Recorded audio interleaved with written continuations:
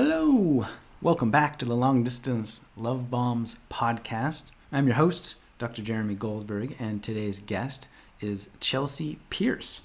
Chelsey Pierce is a human design guide. She is a manifesting generator. She is a Reiki Master, a retreat leader, and she's also a community oracle for a few different online communities and platforms. She's an intuitive feeler, and she is a brave healer. And in this conversation, I must warn you, a trigger warning, that we go deep into suicide.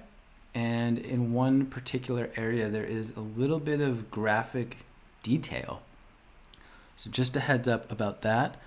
But that conversation then leads us to a wonderful discussion about loss, about healing, about overcoming the beliefs that became ingrained through those early childhood traumas that she experienced, and how she used that time and energy to then create the work that she's bringing into the world now.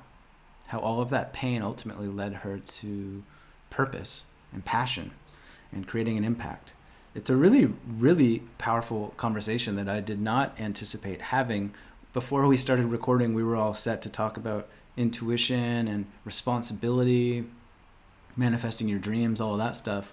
And she started sharing a little bit about her past, and I had a foot in the door and I just shoved my whole self through there and I was like, I got questions. And she so very graciously and bravely centered herself to talk about some really tragic parts of her past. So I do hope you enjoy that. You can check Chelsey out on Instagram. I am Chelsey Pierce. Get into her world, book a session if you want to talk about human design, Reiki, all that stuff. And you can find me online at Long Distance Love Bombs. I'm on Instagram. I have a weekly newsletter. I lead a monthly group called Team Never Give Her Upper.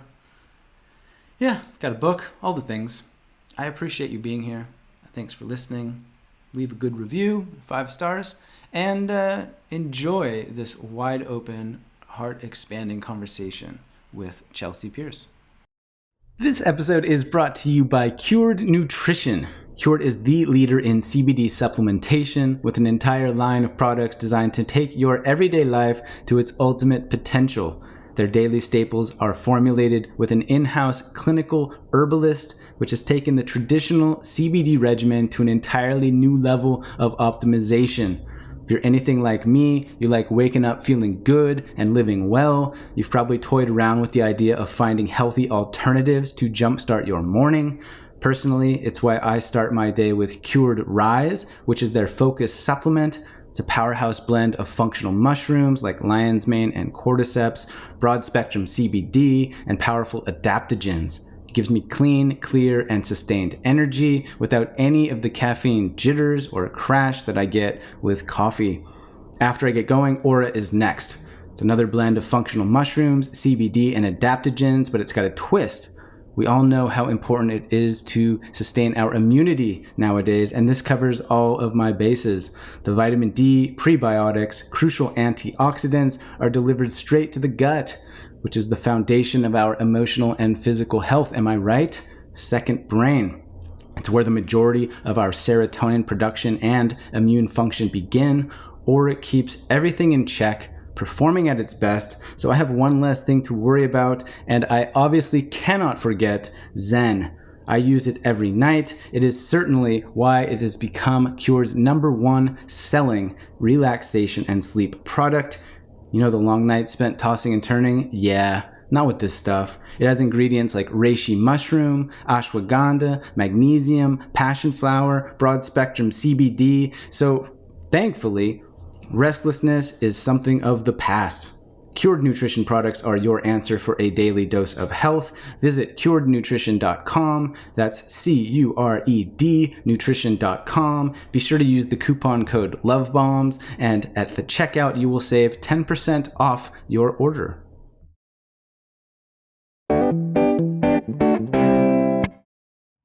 All right. I'm pretty certain now, having done this over 100 times, that we are creating a podcast. So Chelsey Pierce, welcome to the podcast. Hi, Jeremy. Thank you so much. I really I'm appreciate stoked to connect. You're one of those women who have been like in my periphery or like friends of friends for a long time, and we've been connected by my partner, and we have a lot of people in common. But for those who don't know you, who have no idea who Chelsey Pierce is or what Chelsey Pierce does, like what's your deal? How do you describe yourself? Who are you? Gosh, wonderful, wonderful question. Thank you, Jeremy. I would say some words to describe myself is just I am, an all-encompassing human being. I've just really stepped into honoring that, especially in the realms of leadership. In a way that I'm an intuitive, I am a guide, I am a human design resource, I am an oracle of wisdom for community. And I serve just from this most purest place in order to just continue to bring good into humanity in this intuitive flow as well. It's like really honoring the flow of so much of where the world is going and being able to just hover over what the world needs in being able to support my communities in that way, because what the world is feeling is so much of what the people that I support are feeling in some way, shape, or form. So I'm just a continued intuitive resource, and really just continue to take action from there, however is called. What what is your perspective of intuition? Like how do you define it or describe it or relate to it? Like it's a word that's often discussed, right? It's like just harness your intuition and strengthen your intuition. So for you, as somebody that uses it as a core part of your profession, Mm-hmm. like how do you view it? Yeah, how I view it is that we're all born with a very strong intuition, a strong inner knowing, a strong opportunity to know what's best for ourselves and what's most supportive to everybody around us. However, with anything and everything that's kind of been compiled onto that, which is like our culturally created self, the beliefs of our family, the beliefs of our society, it's like we can obviously, there's elements of distrusting in ourselves. So it really comes down to the journey of authenticity and following your heart and learning to trust yourself through that courageous process. And then you're able to really listen, like listen to the various voices, the various resources that we have within, to where you're actually able to differentiate your intuition or like the chitter chatter within your mind, or of just elements that are coming up that are just not yours. So I think it's just so much about removing the blockages, removing the noise versus trying to strengthen or trying to harness.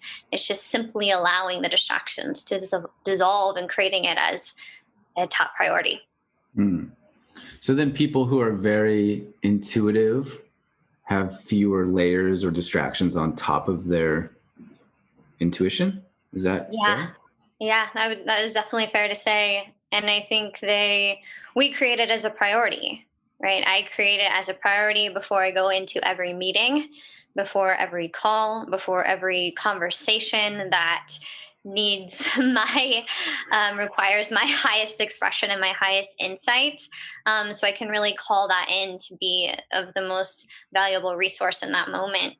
And again, that comes down to individuals really stepping into their self-worth, because there are some things intuitively that you want to say that you maybe not have the self-worth and the courage to even say sometimes. So it's really important that it's this evolution of creating this strong sense of self, so you can really own your intuition and be a leader in that space. I collaborate with several thought leaders, and I get to support them in their levels of congruency and their levels of not being able to listen to themselves sometimes with all the noise that they're managing. So Yeah, it really has been a beautiful journey of being able to understand that. And it does take training and it does take time to be able to differentiate and honor that within yourself. And so, like you said before, you have a conversation or a meeting of some kind, you prioritize intuition. Like, what do you do? Do you like cast a spell, or do you take some breaths? Like, Right? what does that look like? Well, it's an interesting process for me and it's unique for everyone, but I have a very, very strong faith. And so I just ground myself in prayer. I ground myself in prayer and it's mixed in with visualization. So I do two things. I visualize myself just in nature. There's something about connecting with nature intelligence, this ancient wisdom within ourselves that we get to connect with at any given time. And so there's always just that inner knowing that activates when we ground, when we imagine our feet planted in earth. We imagine that energy, that wise energy coming through us. And then in addition to that, I just imagine all any conversations I had before or any where I came in from my first commitment into the second commitment. I just imagine I've just dissolved anything that was challenging is dissolving off of me and I'm a pure channel. So I do this in visualization of cleansing myself. And then I invite God in. I invite source in, angels, ancestors, guides to support me in the greater good of that conversation, support in the greater good of that individual that I'm sitting in front of, and of myself that I can just be a pure channel. And it has become this beautiful opportunity to always be able to be very centered in conversations and always get allow the most of what's meant to occur within that conversation or that time or that sacred exchange to be to its fullest expression. So yeah, that's kind of my process. Yeah. Did you always have an interest in intuition? Like growing up, were you a Hmm. sensitive person that saw angels, for example, or like how did you find yourself where you are currently? Like what was the journey like? Yeah, it's a really good question. I would say I've always been a highly intuitive individual. I just never really had a deep understanding of the sources at which I was able to access this deeper knowing. And it was actually how I discovered it was through the journey of my healing. I lost both of my parents at a very young age. My mom died of suicide, and then my dad died of a tragic accident on the job. And through that journey of healing, I was always seeking to be able to still have them in my life. Since I felt just this void of them missing out on so many major milestones and in my life and being able to celebrate with them. And through different healing discoveries through ayahuasca and through prayer, I was able to really understand that they are with me. They are among any time I want to call them, and I can. And so through the journey of that, even through COVID, I sought resource on how to be able to really activate this, not only from them, but then this higher realm that I was experiencing and seeing through these various experiences that I have had. And I would then be able to really harness being able to listen and be able to know. And I would be able to feel energy and be able to hear and access this gift. And now I'm able to support others in really activating this gift. And that it didn't even really mean to be this gift of mediumship or intuition. I just wanted wholeness within my heart with my parents. And then it became with even with their passing, my greatest catalyzer. Um, it's interesting how that happens on being able to hold the most beautiful space for others and most intentional space. So I always heard these things. The deepest tragedies that would happen to individuals would end up being their greatest gifts. But up until COVID, did I really really be able to truly understand that, because there was enough time in the silence to be able to really acknowledge the gift that I have. Hmm. How old were you when you lost your parents? Yeah, I was 6 years old when my dad passed away, and he was in an explosion on the job. He died 10 days later. And then my mom, she died when I was 12 from the complications of multiple sclerosis. And then she ended up taking her life. And they were a divine love. Like, if you know about either twin flames or soulmates or whatever, it was just, they were that divine match. So I do take pride in being a product of that most divine love. And that is also what was the most tragic, is because she ultimately she couldn't do life without him. Hmm. Yeah. I'm so sorry for your loss. I don't want my curiosity to be Mm. confused with like ambivalence. Oh my gosh, no, and But I honor it, because I know that, I mean, I've done so much healing, so even conversing about it is of beauty to me. yeah, So I can support in being a resource to others, that you can come out on the other side and be a gift to others, versus living in the wounds or living in the trauma. It can be completely turned around and catalyzing if you allow yourself to be. yeah. Hmm.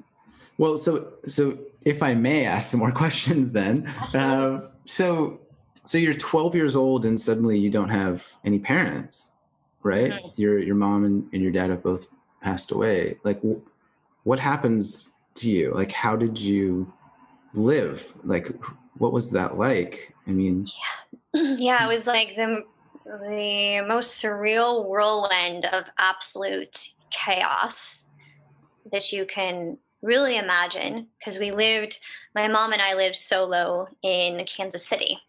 And so all of our family were just like miles away. Like, the nearest family was in Nebraska, and the nearest family after that was in Minnesota and Wisconsin. So, um, luckily, I had family friends that were able to be immediate resource for me. Especially, I found her, so it was this deep challenge of, yeah, ultimate chaos. That's all I can really explain it as. And luckily, I had those friends, a family that came to the rescue. And then it was really, there was no clear will on who I was meant to live with. And luckily, my brother really stepped in as the mediator of the conversation. So they're like, well, allow Chelsey to choose, potentially choose what she wants to do. Um, so within it also created some challenge and riff between my family, because then it became kind of a fight for me. Um, and so my aunt, she stepped in to my mother's sister. She stepped in and called the shots, in addition to me being okay with living with her and her husband. So they opted to move to Kansas City. They put a down payment on a house. They were ready to move. And they're like, all right, Chelsey, go visit your family. Like, make the rounds and go visit the people that love you, so you can kind of be poured into, right? So I went to my brother's house in Iowa. I went down to Oklahoma, spent time with my dad's family. And then I also then went to Minnesota for a couple weeks. And then my last stop was Nebraska with my brother, who was we shared the same mom, with different dads. And so we were both in grieving of both losing our mother during that time. And it was interesting, while I was there, about to head back to Kansas City, I received a letter from my aunt saying that she couldn't raise me, that she couldn't do it, and that she wished me well. And I was too much of a reminder of her sister, of my mother, and she didn't want anything to do with me. And so it was just like this complete 180, and thinking I would be able to go back to my friends, thinking I'd be able to go back to the same school. And then I had 2 weeks to figure it out, to get into a school, get into a family, and still grieving the loss of my mother. Um, and so anyway, so then my brother he asked his dad and stepmom if they would be open to raising me. And so they said yes with open arms. And so I ended up being raised by them, Sheila and Doug, and they are incredible human beings. It could not have worked out any better. At the time, it was extremely confusing and chaotic and challenging. And I had to heal over a lot of abandonment wounds, even up until a few years ago, because it was just that constant mirror, that constant feeling of abandonment between both my parents and then my aunt, and then other relationships throughout my life that would reveal that I was just too much or too this or too that. But thankfully I had a home that I was unconditionally loved in, and that truly is what saved me. Hmm. I had no idea about any of this prior to this discussion. We had talked beforehand. We're like, oh, we'll talk about responsibility and intuition, and it's going to be great. And but I don't know. I'm so like spellbound by this story and how openly you're sharing it, and how you've used it to actually find your gifts and become this like person who's living in purpose and helping others deal with the same thing. I do have one, like, I think final question in this area, and then we can move on. I promised what we actually wanted to talk about. Sure. But like, you mentioned that you found your mom, right? And like, without going into too much detail, or you can of course say whatever you want and not want, but like, what is that process like internally in the moment? Like, I imagine it's overwhelming and emotional. Like, what did you do afterwards? Because you're like a 12-year-old girl and suddenly living a normal life, and then it's like everything's different immediately.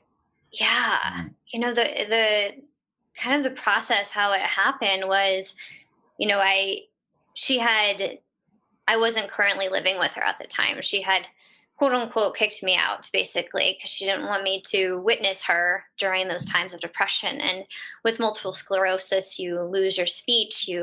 She was becoming just swept by the disease and the medication. So it's like there was this detachment that was starting to happen about like 2 weeks prior in particular. And so I felt a nudge to call her before I went over there, and it was just kept ringing and kept ringing and kept ringing. And then I felt it then. Right. So I was like, I had already internally, unconsciously started processing that she was gone at 12. It was so wild. And then I get to the house, and then my German Shepherd dog was like barking and crying. And it was another like, oh, yeah, this is real. This is happening. This is okay. And then I remember walking up the stairs just slowly and holding my breath, of facing the reality. And then when I opened the door, I saw a picture of Jesus, like on her bed. That was the first thing I saw. And then I saw just blood everywhere because she had shot herself. And then it was just a crumbling. It was a crumbling to the floor. And I just remember holding myself, like putting my hands over my eyes and crunkling to the floor and sinking down. And then my mom's friend, she came rushing in because she was in the car. And then she just held me. She just wrapped me in a huge hug, and she's like, oh, no, no. And she's like yelling my mom's name, like, Marcy, Marcy, Marcy, no, no, no. And then we just cried. Like, we just cried together. And then I couldn't process it. It was like, okay, like, she's just injured. She's injured. She's not gone. She's injured. She's not gone. And then it was like this knowing all at the same time, that she was gone and it was the time. And how could I have missed this? How could I have not known? And what could I have done? Um, and then it was like, what do we do? Because I had already stepped into so much responsibility of mothering her. So I was already thinking about the house. I was like, oh my God, how are we going to take care of this house? What are we going to do with all these things? And what did I do? What did I do? What did I do to push her away? What did I do to push her away? Because I was thinking about every last moment of what I had said, what I had not said.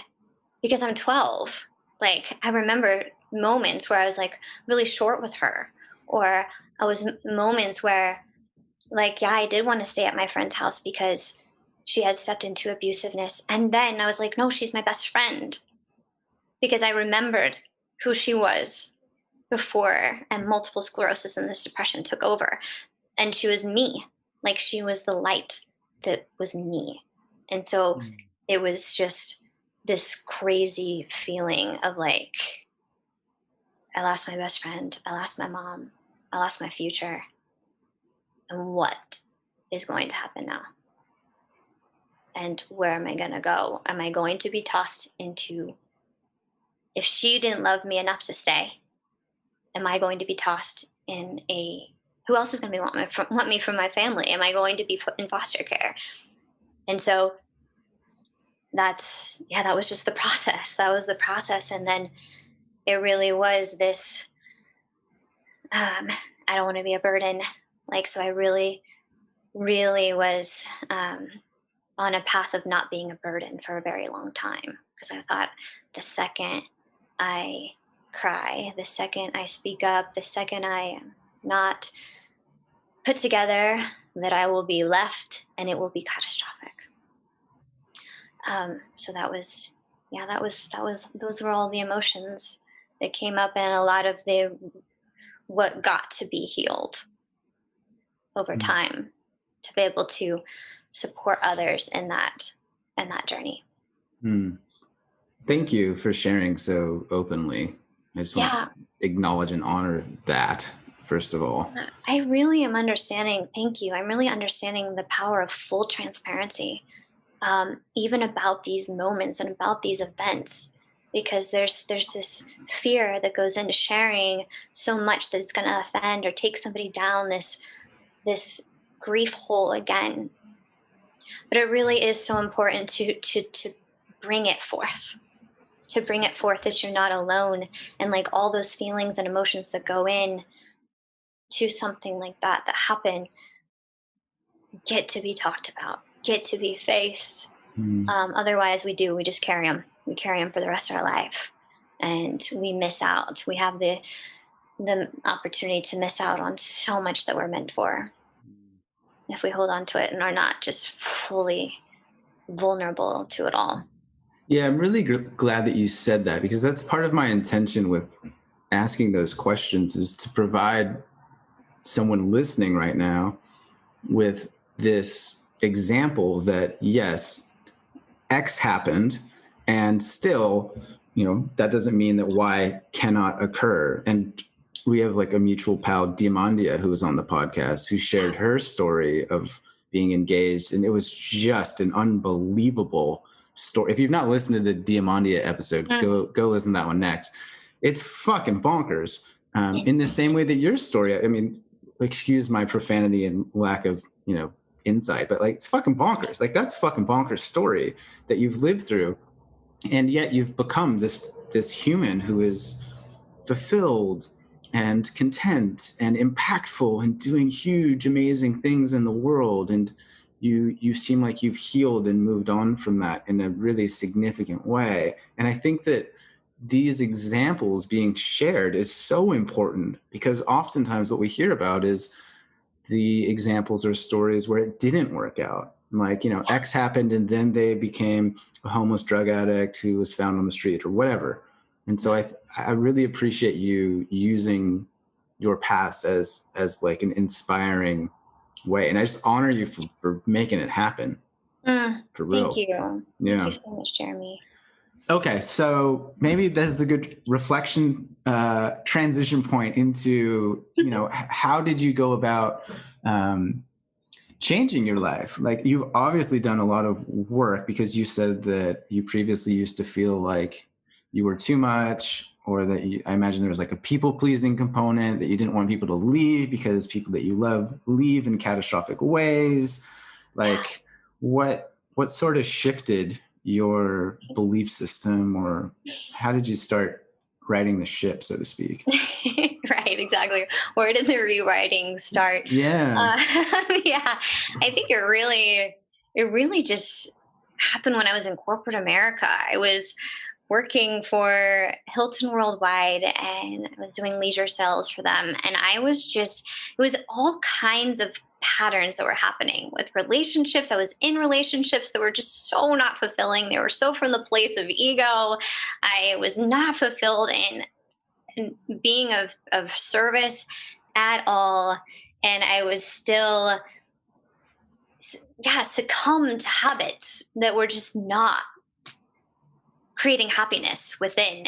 And I always knew that I was just this naturally joyful, rad woman. And I just couldn't be it on a consistent basis because I would end up crying because I missed my parents, or I would shut down and I would block men and relationships and like all things out of my life with when conflict would happen because I would just leave before they left me. It was like this very just, and I was just tired. I was tired of being tired and not knowing the answers. So it's funny. I saw an ad on Google when I was like relentlessly searching for my soul when I was complacent in a box at Hilton. And it was like one of those typical like find your purpose banner ads, you know? You're like, I'm it. Your marketing is so good. I feel like you're speaking to me. Yeah, exactly. And it was for Rhythmia, the ayahuasca like spiritual retreat in Costa Rica with Kyle Cease. And I had just gotten like turned on and intrigued about his work, just about meditation, his sense of humor, his transparency. And he happened to be speaking at Rhythmia. And I didn't know it was an ayahuasca retreat center at the time. I just was very called to the banner ad of Find Your Purpose and Kyle Cease. So I was like, sign me up. I have zero PTO left because I was like, trying to take as much time off to find my soul. So I was like, okay, if they can like get me to the answers, I'm signing me up yesterday. So I booked the retreat. Then weeks later, I find out it was an ayahuasca retreat, and then I was like, all right. And so many insights have been coming about like, okay, wow, I really did sign up for something completely out of the comfort zone. But I was like, you know what? Anything that I've done thus far has not fully worked. And just bringing this, always had this like sense of not feeling fully fulfilled or comfortable in my own skin or my expression or my essence. I always had to tuck myself up to being that place. So anyway, so yeah, booked the retreat and it was 14 days of like complete immersion with Kyle Cease and being able to him to hold space in just those intimate containers of being just getting really real about where I needed to heal. Plus the ceremonial experiences of ayahuasca and breath work, and to be able to just exponentially expedite these levels of healing to where I could just process. And so then that's what really was the next years. I decided like a year later that I consulted James Silvis on like, yo, I know what to do now. I got to get out of this corporate situation. I'm meant to lead in the healing and the conscious space. I saw it. I have meditated on it. Now it's about integration, sir. And he really helped me with building the courage and just the step by step. So then I just took the leap. I took the leap out of corporate, and I ended up being able to quickly oversaw a yoga experience company for a couple years. And so that really was I was always around, surrounded by this cultivation of mindfulness and positive thinking and helping. And then I would go on retreats on the side. And so, and have healing and therapy and all these other resources, coaches on the side of overseeing this yoga experience company. So I was just completely immersed. And then a couple of retreats that I did go on, I ended up then being invited to be a facilitator. And so then I ended up running retreats based on my participation with retreats, basically from my experience with hospitality and running events and huge Mm. experiences, to then paired up with what I knew within healing in the conscious space.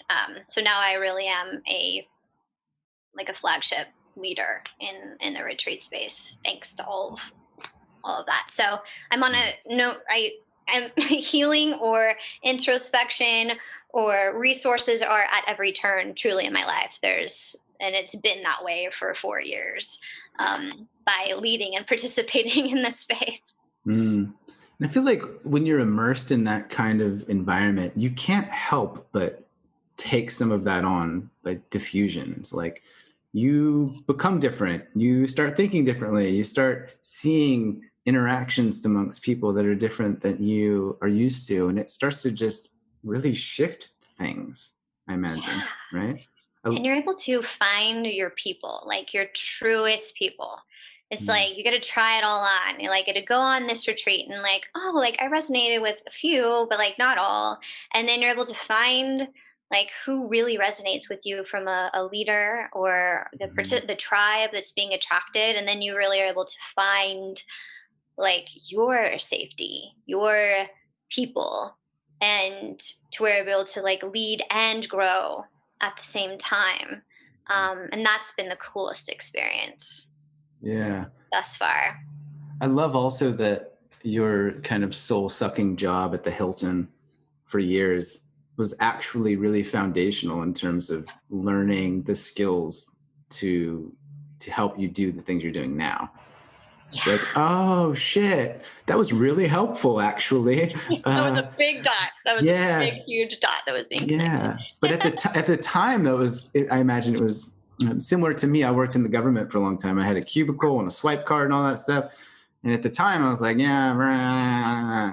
But then years later, I reflected back on that time, and I'm like very grateful. And I see why I had to be there to Mm, learn all these things that I could use in completely different ways now.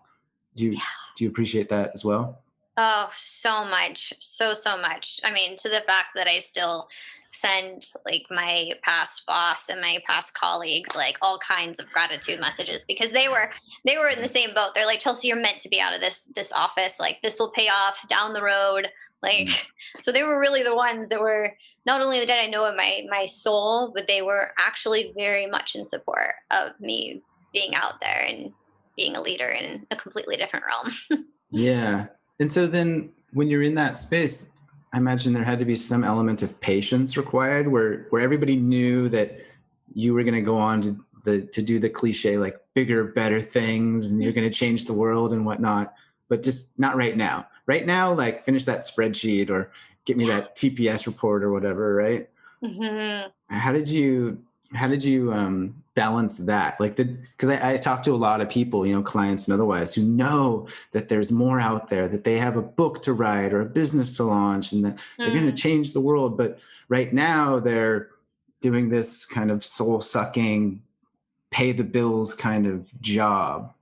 Like any inspiration or ideas for those? Oh my gosh, absolutely, absolutely. It's so much about cultivating almost the entrepreneurial spirit inside the corporation, right? And so that's where you get to really step into that leadership essence of sorts of like really blocking your calendar out in accordance to the life that you would live outside of it. And it's like, where are you really beginning to incorporate meditation, prayer, gratitude, even if it's like right when you get to the office. And if you can't fit it in prior, it's cultivating that experience within the corporate realm. And then being able to I only start meetings at 9, 9 or 10. That's when I start. You have to start starting those boundaries then. And then on the lunch break or on your breaks, really, really intentionally utilizing that time. I remember, going to a nutritionist during my lunch break. I remember going to scheduling my life coaching one-on-ones right at 5:30, so there was no excuses to stay at work, right? And then really utilizing your PTO mindfully as it regards to this might sound weird, but I use my PTO for Burning Man, transformational experiences. I use my PTO for going to Rhythmia. I use my PTO for a 4-day experience in Sedona. You have to, or you get to really cultivate yourself as a priority, your soul as a priority within that space. And that's not always easy. There's happy hours to go to. There's networking experiences that you're rubbing elbows with really egos that you don't even want to be real. But it's you get to start training yourself in that way. And then you're able to just truly transition to building the bridge, because that is the most foundational steps of building the bridge out, so that you're not just flailing when you're out. You've created a plan, you've saved enough money if that's what you need, and you're grounded, very, very grounded on welcoming and receiving what's meant for you, because that is the biggest signal to the universe and to God. When you officially put that freaking resignation letter in and you're out, you can feel God, the universe being let's go.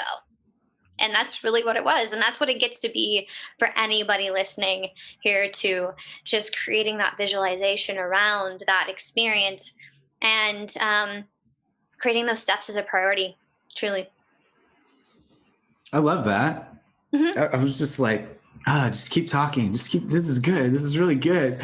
Yeah, you reminded me of my own journey at that time. I would just add to that.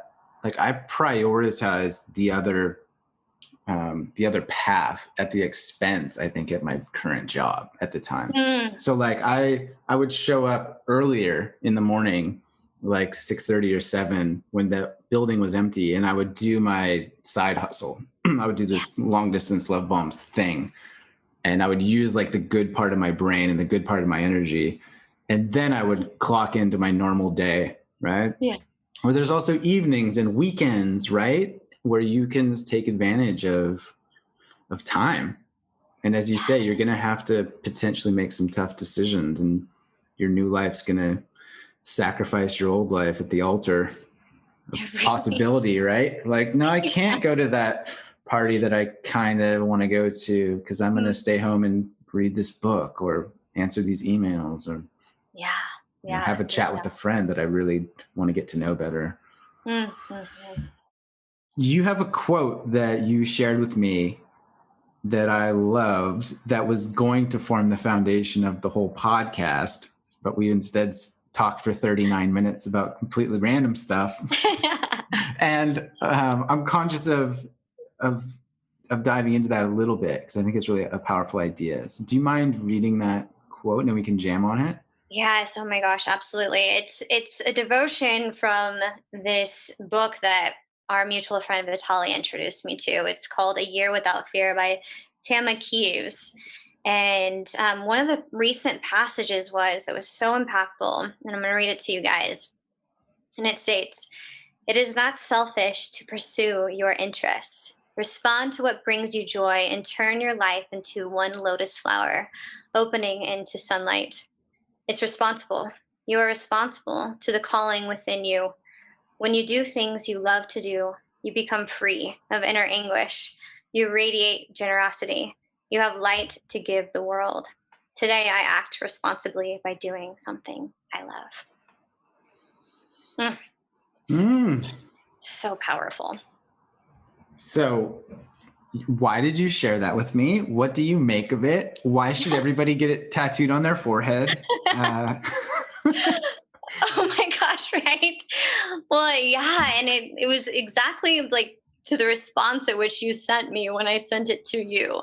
it was because we have such this anguish feeling about the word responsibility, and this judgment that some of us have or have had about following our hearts and creating our life path, what our soul is calling us to do, like selfish, when in all actuality, like it just, with every nudge, with every heart calling, with every courageous move towards those, that direction, are we actually able to live in our wholeness? Are we actually able to be the energy of authenticity from a place of love, versus this word that authenticity is just a word, and be authentic? You're like, no, what is authenticity? It's a radiance, it's a beingness, it's an energy. And if we don't take responsibility of our soul and our heart and following these faith given dots to connect, then there is this thing that happens where we feel these underlying resentments at times, and we feel these sadness that we can't explain. But then once you cultivate this strength, this courageousness to follow your heart, to follow what lights you up, to follow your joy, something just can, it's a miraculous experience. It gets to continue to be this miraculous life, all from this language that we get to hear and listen to and tap into, to receive, just to truly receive. And when I read that, I was like, oh gosh, because I think about all the individuals, within the communities that we both are a part of, or people from like our hometowns, that create such judgment around this commitment, that are just not, they are not, to access happiness. They just haven't been able to access that pureness, happiness that you're able to see that it's possible for them. So I just love to be a pillar of this example, and this passage just really brought it home. Yeah, I love this idea that, like, you've been given a gift, you've been given an idea, you've been given a dream, and it is your responsibility to make that happen. And conversely, it's irresponsible to ignore your dream. It's irresponsible to ignore your gifts, because people need it. People are going to suffer more than they need to suffer, and that is cruel. So, like, take responsibility for it. Right. It's like I keep on thinking about individuals that have been like pivotal teachers and guides in my life, right? Same for you, I'm sure. Like, I think of Brandon. If he wouldn't have followed his courageous call to lead warrior retreats, me going down as an individual, as a resource, it catalyzing me in my leadership, if he wouldn't have followed his heart and his dream and taken responsibility of that, like I wouldn't, I mean, we'll be honest, like I wouldn't be to the levels that I am. I mean, I probably maybe would have navigated in a different direction or this or that, but there was something that sealed from that experience. So if we look about, and think about that for ourselves, it's like, man, if we're holding back from the gifts, that we are actually holding others back from accessing theirs. And it's like being able to really step into that ownership and be like, okay, I'm not effing around. Like we got lives. We got lives everywhere, all around us, that get to catalyze as well. It's how it works. It truly is how it works. The ripple effect. The true ripple effect. Yeah. You've just even, like, something in my brain just even clicked at a deeper level, where I have this idea for this project that I have been ignoring. And I'm like, nah, it's like all the standard stuff. Like, nah, you're too busy. That'll never work. No one will buy that. And then now I was just like, oh, shit. If it's about them, then I'm letting them down by not doing this thing. That feels gross. Right? Like, okay, we're going to do this. We're cultivating this as a priority. Yeah, like I could definitely let myself down. I do that all the time, but like somehow making it about other people feels more significant and more like a violation of responsibility. Right. I think about that all the time. Now it brings so many conscious awareness of like, man, like finding the venue for the retreat. Sometimes that's like a down a rabbit hole, right? Of like, oh man, has to have this such a room, the sanctuary room, this however. And then I'm like, oh my God, the magic, the breakthroughs that everyone has once we're there, like it's worth it. And I just put every sense of energy into those emails every time. Yeah, and I think it's a really strategic like trick to like remove yourself from the work. Of like like you referenced an email or a retreat. It's like it's not about you. It's not about you. It's not about me. It's about like it's bigger than us. It's about the pathways that will be created for other people. It's about the dreams that will be inspired. It's about the change, etc. I think that's a really powerful shift. It really is. I love that. I'm conscious of your time and energy. Where can people find you? Is there something exciting that you're working on now that you're like, hey, world, you got to know about this? Oh my gosh. On it. So many beautiful things. Like thanks to this last chapter. I would say you can find me on Instagram at I am Chelsey Pierce. And what you'll find there is that I am just primarily a resource right now for human design. So I'm a human design resource and mentor for individuals and also for corporations. So that's really where my niche is, in where I'm really following so much of my inner calling, is just really being a kind of going back into the world of being able to just bring heart and deeper truths to corporate culture. And then I also sell I'm of service in more of packages for human design. So if you want to do like 5 readings or 10 readings, I really just, we create this one-on-one experience and are on a journey together that's highly, highly impactful. And then I oversee two communities right now for Gerard Adams, and we have the Conscious Leaders Mastermind, and then we have the Inner Influencing Circle. And so you can find me there, leading meditations, leading prayers, and holding space for an abundance of epic, heart-centered, beautiful individuals there. So that's where you can find me. Yeah, I can vouch that at least one of them is a beautiful, heart-centered individual. And I had the most beautiful, synchronistic, it's so wild opportunity to meet through this container. And I just truly consider her a sister. And it guided me to this beautiful conversation with you. So I'm just forever indebted and grateful for her. Yeah. She's like, you should have Chelsey Pierce on the podcast. I'm like, what? Okay. This is not a common thing that you say to me. And I was like, I think I know Chelsey Pierce. I think I've seen her on the Instagram before. It's the same one. So yeah, I mean, that's another example of just the serendipity that I think guides our lives, right? So Gerard started a thing, Kendra signed up for it, you decided to, or you were able to contribute, it's all meshed, and now we're making a podcast, and who knows who's going to listen to this podcast and change their life. And it's just, I think it's a prescient reminder that like it's all the path. Like you're always on path. Right. You know? Right. It's so beautiful. So beautiful. Yeah. Any final words of wisdom? Is there anything that we talked about or that we didn't talk about where you're like, Jeremy, bro, you missed it. I'm a genius at this and I have to talk about this, or words of wisdom? Like, is there anything we missed? Is there anything that's coming through the ancestral antenna that you possess? Gosh, I feel like the most an imperative token of wisdom is that we are always coming home to the foundations. Like we're always coming down to the foundations within us that we know to be true.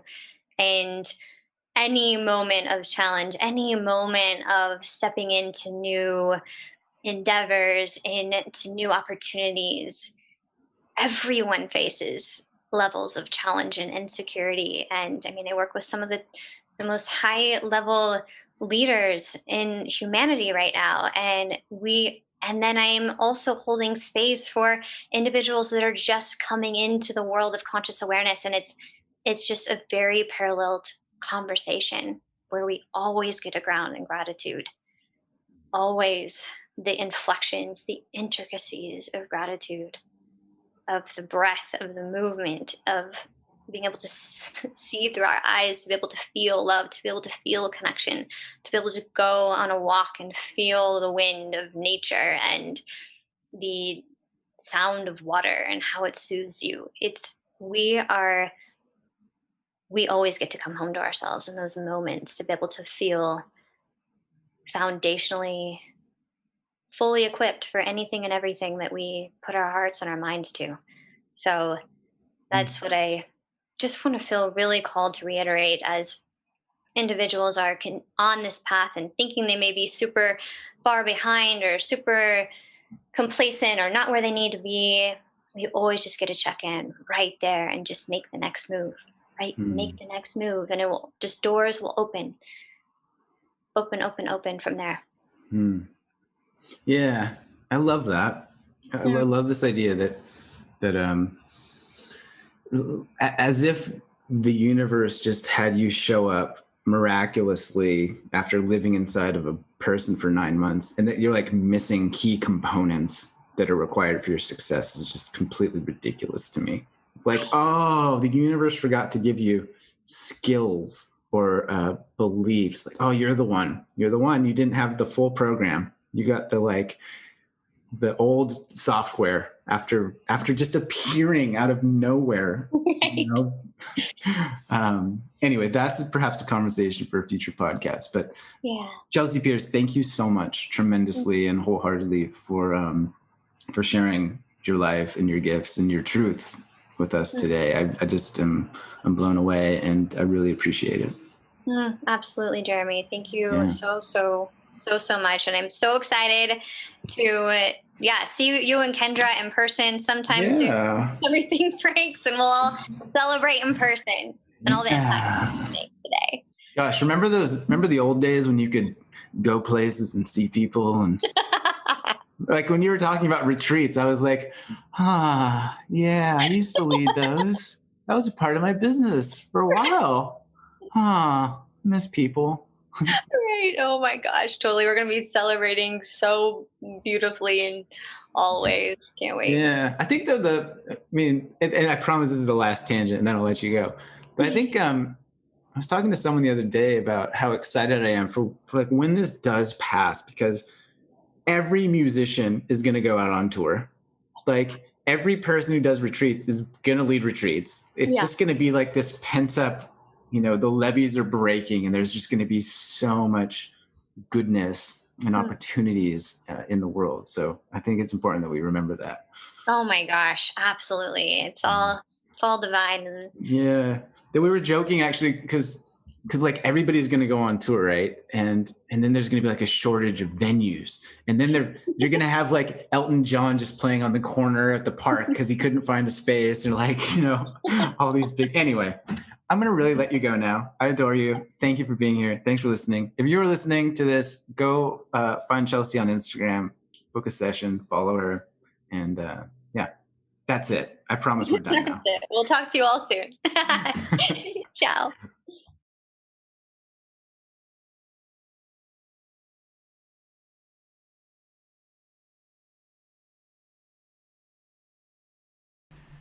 I mean, what a story, right? And she expressed herself so openly and vulnerably and also powerfully. What an honor to talk to Chelsey Pierce. As mentioned, she is on Instagram. You can check her out if you want to book a session to connect to her about human design or life in general. I would encourage you to do that. And I would also encourage you to smile today. You're doing good. The sun is out somewhere. Our lives are not that bad. We can use her story as inspiration to remind ourselves that things can change, and that actually some of the worst things that might occur in our lives might one day be treasures that we use to help us to expand, to connect, and to really change the lives of many people. The ripples are vast and powerful themselves. So I'd encourage you to remember that. Make some ripples as well. Cannonball into the deep end of your life. Start making some waves. Use your voice. Heal your pain. And yeah, I just adore you. Thanks for listening. Thank you for the 5-star reviews. I know I bug you every week, but they do make a difference. They do help, and especially the comments, the reviews that you write. I love seeing them. I love being tagged on Instagram. Thank you for sharing this podcast with those around you, those that you adore, your friends and family, the strangers on the internet, your milkman, the mailman, the farmer down the street, anybody. I appreciate you getting the word out and helping me to create larger and larger ripples that reach more and more people. With that said, I'll talk to you soon. Keep smiling.